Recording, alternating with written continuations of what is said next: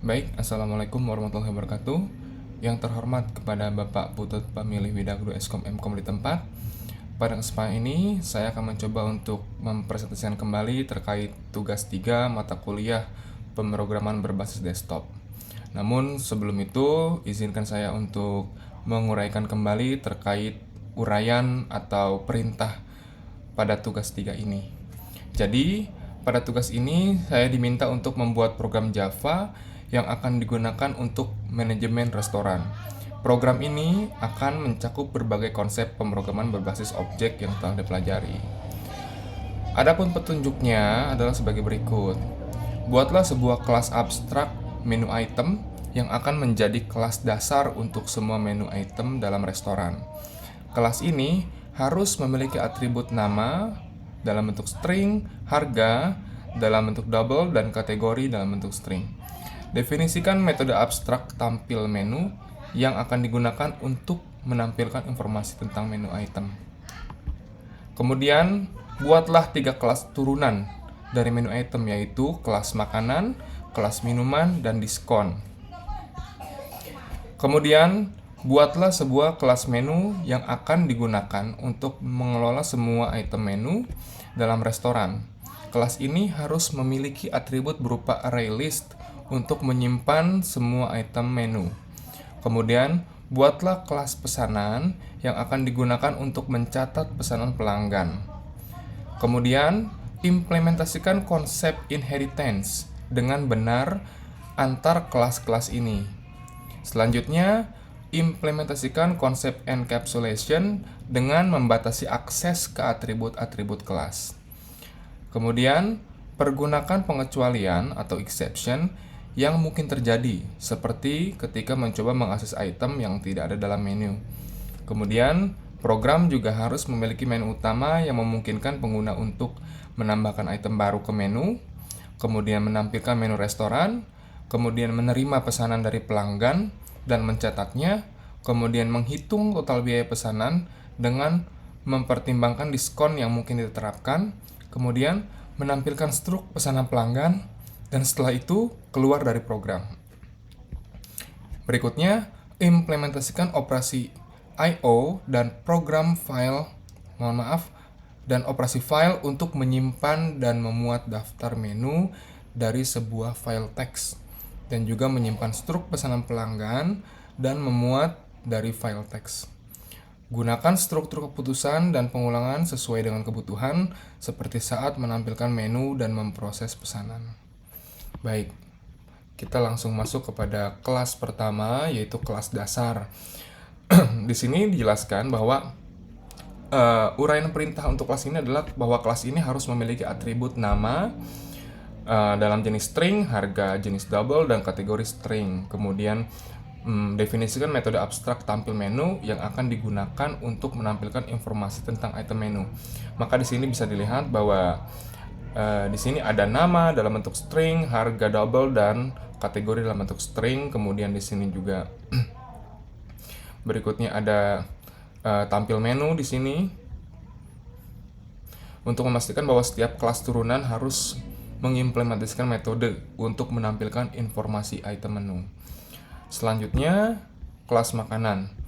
Di sini diperintahkan bahwa untuk kelas ini, kelas makanan harus memiliki atribut tambahan yang sesuai dengan jenisnya, jenis makanan. Begitu juga untuk kelas minuman. Dan kelas diskon juga harus memiliki atribut diskon dalam bentuk double. Kelas makanan dan minuman menambahkan atribut khusus, jenis makanan dan jenis minuman. Kelas diskon menambahkan atribut diskon untuk menyimpan presentasi diskon, dan metode tampil menu diimplementasikan untuk menampilkan informasi spesifik tentang setiap jenis item. Maka ini adalah jenis kelas untuk makanan. Selanjutnya adalah kelas minuman seperti ini, dan di sini adalah kelas diskon, yang mana ketiga kelas ini seperti yang tadi dijelaskan. Seperti yang dijelaskan tadi, bahwa kelas ini merupakan kelas turunan dari menu item sebelumnya, kelas menu item sebelumnya. Kemudian setelah itu kita masuk ke kelas menu. Di sini uraian perintahnya adalah buatlah sebuah kelas menu yang akan digunakan untuk mengelola semua item menu dalam restoran. Kelas ini harus memiliki atribut berupa sebuah array list untuk menyimpan semua item menu. Bisa dilihat di sini. Di sini adalah ada array list ya. Untuk menyimpan daftar item menu, kemudian metode tambah item untuk menambahkan item baru ke dalam menu, kemudian metode tampilkan menu untuk menampilkan semua item dalam menu, dan metode get item by name untuk mendapatkan item berdasarkan nama. Di sini ada. Setelah itu kita masuk ke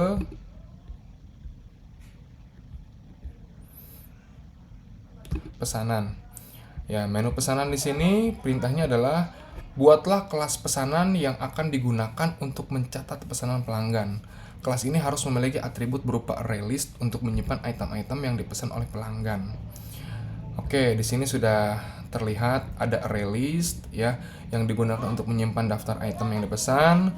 Kemudian metode tanpa pesan untuk menambahkan item ke dalam pesanan. Kemudian metode tampilkan pesanan untuk menampilkan semua item yang dipesan, dan metode hitung total yang digunakan untuk menghitung total biaya pesanan dengan memperhitungkan diskon.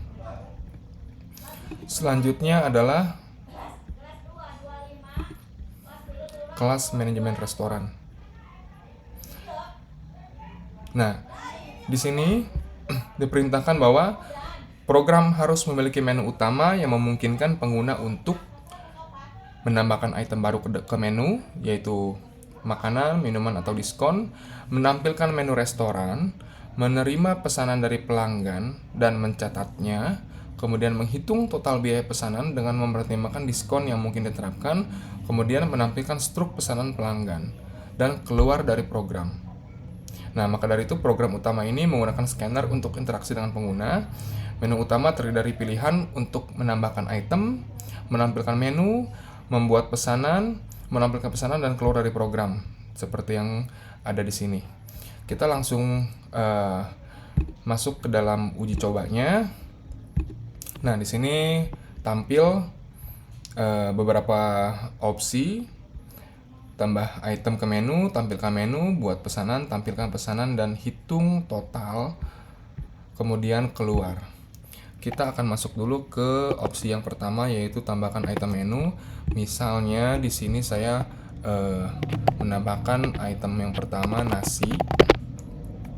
Kemudian harga itemnya itu 10.000. Kemudian masukkan kategori. Di sini kategorinya adalah makanan. Jenis makanannya adalah pelengkap. Kemudian masuk lagi ke opsi yang satu, tambahkan item yang lain. Nama itemnya adalah bakso ikan. Harganya adalah 15.000. Kategorinya adalah makanan. Jenis makanan adalah sup. Kita masukkan lagi soto ayam. Mohon maaf. Nama itemnya adalah soto ayam. Kemudian harga itemnya 20.000. Kategorinya adalah makanan. Jenis makanannya adalah sup. Kemudian kita masukkan lagi menu yang lain, yaitu nama itemnya adalah jus jeruk misalnya. Harga itemnya adalah 10.000. Kategorinya adalah minuman. Minumannya jus. Kategorinya adalah jus. Masukkan lagi, masukkan nama item, jus alpukat. Masukkan harganya 20.000. Kategorinya minuman, jenis minumannya adalah jus. Nah, kemudian kita akan uji coba apakah menu-menu yang sudah di-input tadi dapat ditampilkan pada opsi tampilkan menu. Kita lihat di sini. Nah, di sini ada ya, sudah ada makanan, kategori makanan, nasi, Harganya dan jenisnya pelengkap, kemudian bakso ikan, harga dan jenisnya adalah sup. Soto ayam juga harganya 20.000, jenisnya adalah sup. Untuk minumannya juga di sini ada sudah masuk, yaitu ada jus jeruk, harganya dan jenisnya. Jus alpukat, harga dan jenisnya. Maka kita bisa langsung uji coba dengan misalnya saya sebagai customer di sini, saya akan membuat pesanan. Opsi 3, masukkan item yang akan dipesan. Misalnya saya akan memesan nasi.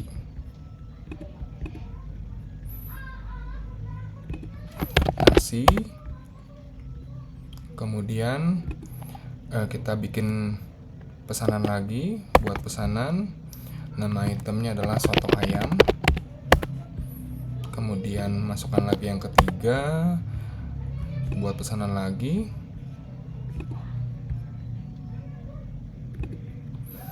Misalnya saya ingin bakso ikan juga.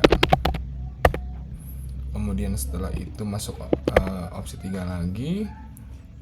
Kemudian saya mulai untuk memesan minumannya, jus jeruk,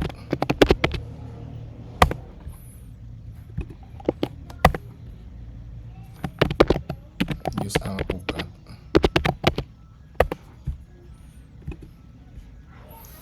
Nah, setelah selesai, maka saya memilih opsi 4 untuk menampilkan pesanan dan hitung total. Kita lihat pesanan Anda di sini dapat dilihat pesanan Anda nasi, kemudian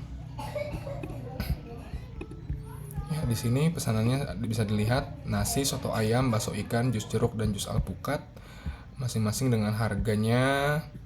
Kemudian di sini juga dapat dilihat totalnya sudah dihitung, yaitu Rp75.000. Jadi demikian presentasi untuk tugas 3 ini. Mohon maaf jika ada kekurangan dan mohon koreksi jika ada kesalahan dalam pengerjaannya. Terima kasih.